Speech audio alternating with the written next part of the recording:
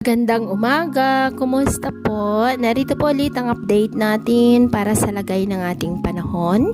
Ngayong umaga po ng July 7, 2026. Sa ngayon po ay nananatili na walang habagat dito po sa ating bansa. Habang sa labas ng ating area of responsibility ay palapit na po ang super bagyo at mamayang gabi o bukas ng madaling araw ay tuluyan na po na makapasok sa ating area of responsibility at opisyal na po natatawagin sa local name na Inday. At sa susunod po na mga oras ay posible nang itaas ang wind signal sa ilang bahagi, lalo po sa silangan ng Northern Luzon sa paglapit po ng bagyo. Sa ngayon, ito ay nasa layo ng 1,920 km east ng Northern Luzon at taglay ang lakas ng hangin na maabot po sa 270 km per hour.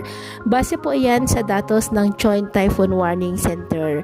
Patuloy po ang pagkilos nito pa-west, northwestward sa bilis na 20 km per hour at sa Huwebes ay posible nang maramdaman ulit ang bugso ng habagat lalo na po sa kanluran ng ating bansa at sa weekend posible na tatama ang super typhoon dyan po sa vicinity ng Taiwan at China.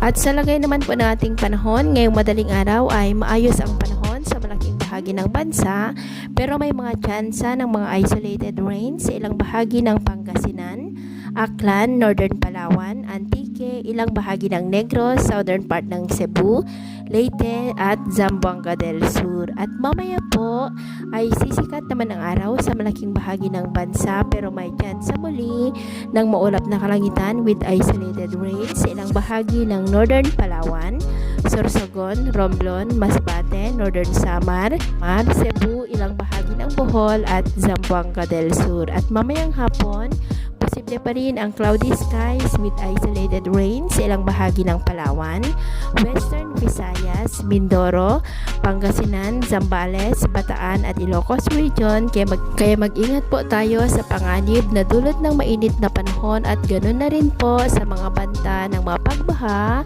at pagguho ng lupa. At sa atin naman pong mga baybayin, wala pa naman po tayong nakataas na namang gale warning signal sa ngayon pero iba yung pag-ingat lamang po kung papalaot tayo para mas makaiwas sa mga sakunang pangkaragatan. So yun po ng latest update natin sa araw na ito.